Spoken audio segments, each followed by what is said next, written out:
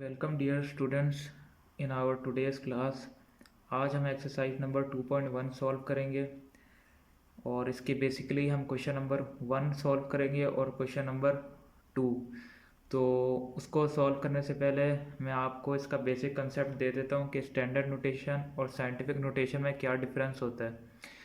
Standard notation हमारे पास जो होती है वो नॉर्मली आपने देखा होगा, जैसे आप हर फिगर लिखते हैं उसको हम स्टैंडर्ड नोटेशन कहते हैं। उसमें कोई भी एक्सपोनेंशियल फॉर्म में हम राइट नहीं करते।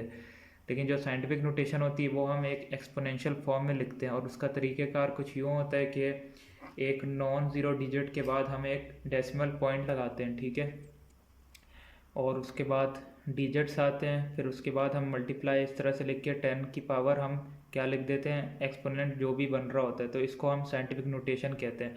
साइंटिफिक नोटेशन हम क्यों यूज़ करते हैं, वो इसलिए यूज़ करते हैं क्योंकि जो हमारा स्टैंडर्ड नोटेशन होती है उसमें डाटा काफ़ी ज़्यादा होता है, ठीक है, तो उसमें गलती होने के चांसेस काफ़ी ज़्यादा होते हैं बनिस्बत इसके के साइंटिफिक नोटेशन के।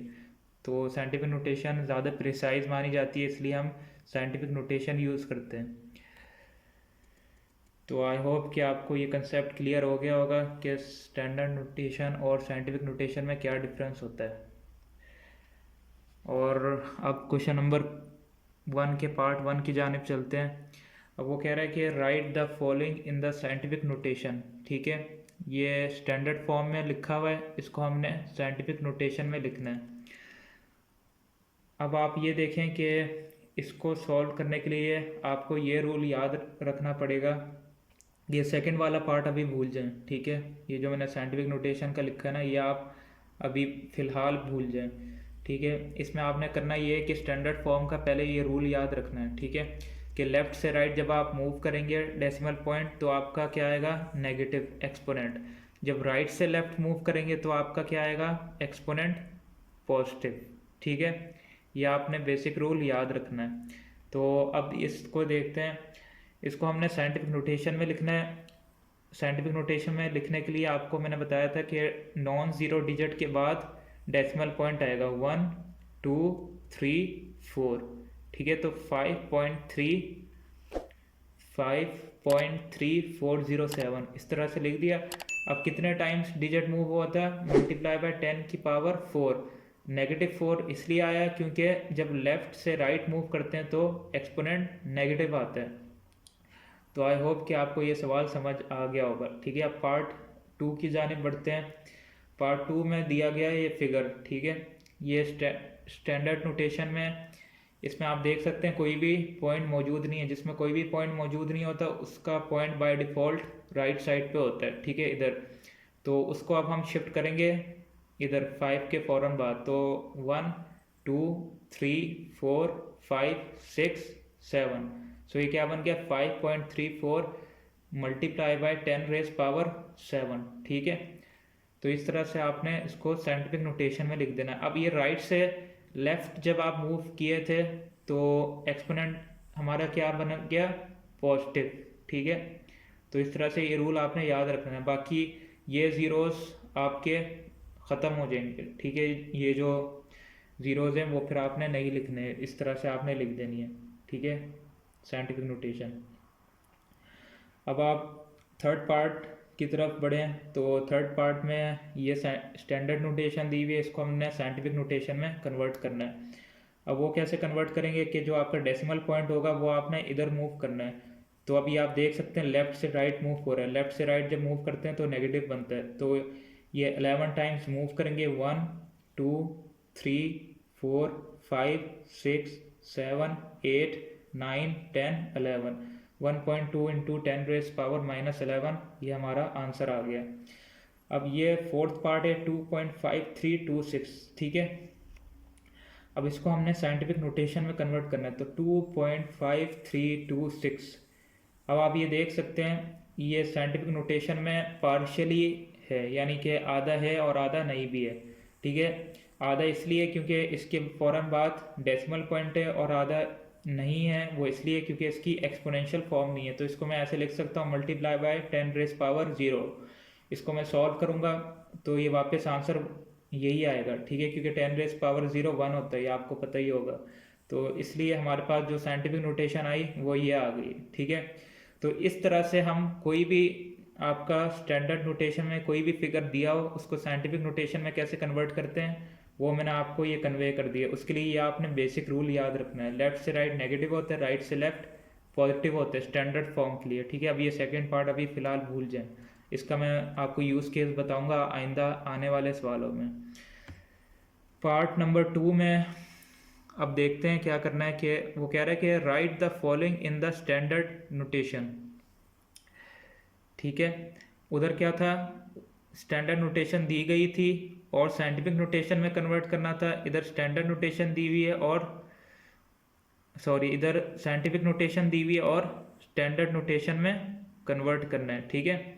अब आप ये देख सकते हैं साइंटिफिक नोटेशन क्या है, 9.067 इंटू 10⁻⁻5। अब ऊपर अभी हमने पढ़ा है कि नेगेटिव एक्सपोनेंट कब होता है, जब डेसिमल लेफ्ट से राइट मूव हुआ। इसका मतलब है कि डेसिमल कहाँ पहले था, लेफ्ट साइड पे था, ठीक है, क्योंकि ये माइनस एक्सपोनेंट आ रहा है। सो इट मीन्स के अब आप ये आपने एक चीज़ नोट डाउन कर ली, एक्सपोनेंट नेगेटिव है, इट मीन्स के हमने जो डेसिमल पॉइंट मूव करना है वो लेफ्ट साइड पे मूव करना है, ठीक है। अब कितने टाइम्स मूव करेंगे, ये 5 है तो एक डिजिट 9 पहली सी है, ठीक है, 9 पहली सी है और 4 जीरोस हमने खुद से लगा देना है, ठीक है, 1 2 3 4, ठीक है। और 9 समेत ये टोटल डिजिट्स कितने बन गए, 5, ठीक है। तो ये आपकी क्या बन गई, स्टैंडर्ड फॉर्म, ठीक है। साइंटिफिक नोटेशन से हम डायरेक्ट किस में चले गए, स्टैंडर्ड फॉर्म में, ठीक है। आई होप कि आपको ये पार्ट समझ आ गया होगा। अब आप पार्ट नंबर 2 को देखें तो 5.64 इंटू 10⁻0 दिया हुआ है, ठीक है। ये साइंटिफिक नोटेशन है, इसको मैं स्टैंडर्ड फॉर्म में कैसे कर सकता हूँ कि जो 10⁻0 इसको मैं 1 लिख सकता हूँ और उसको सॉल्व करके 5.64 मैं कर दूंगा, तो ये मेरे पास क्या आ जाएगा, स्टैंडर्ड फॉर्म, ठीक है। अब पार्ट नंबर 3 की जानिब बढ़ते हैं। इसमें लिखा हुआ है 6.53 इंटू 10⁻⁻6, ठीक है। अब आपको पता है कि एक्सपोनेंट नेगेटिव कब होता है, जब डेसिमल लेफ्ट से राइट मूव होता है, ठीक है। अब इसका ये एक्सपोनेंट नेगेटिव है, इट मीन्स कि ये डेसिमल किधर था, लेफ्ट साइड पे था, ठीक है।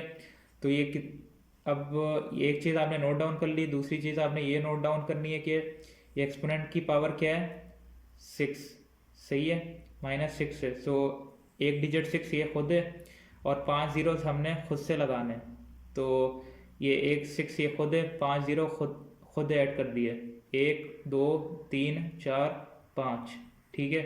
तो इस तरह से ये क्या हो गया, स्टैंडर्ड फॉर्म में कन्वर्ट हो गया। अब पार्ट नंबर 4 को हम देखते हैं, ये 3.1415 इंटू 10⁻9, ठीक है।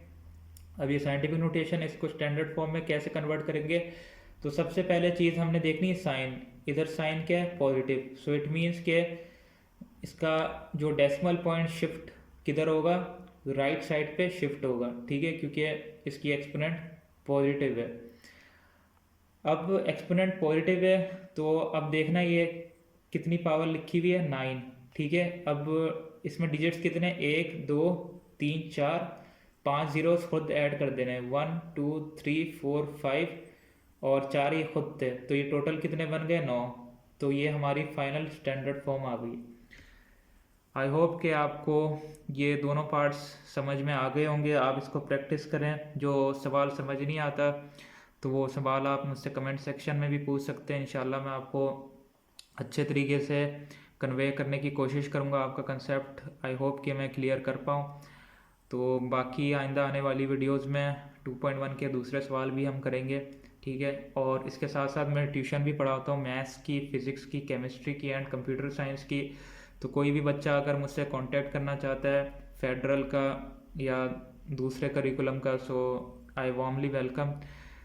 एंड आपको आपके एग्ज़ाम्स के लिए भी बहुत ज़्यादा best of luck. So I hope कि आपने ये वीडियो जो है हेल्पफुल फाइंड की होगी। So if you find it helpful then make sure to like and subscribe to my channel. ये बहुत बड़ी मोटिवेशन मेरे लिए होगी। मैं मिलता हूँ आपसे नेक्स्ट वीडियो में, तब तक लिए अल्लाह हाफिज़, टेक केयर।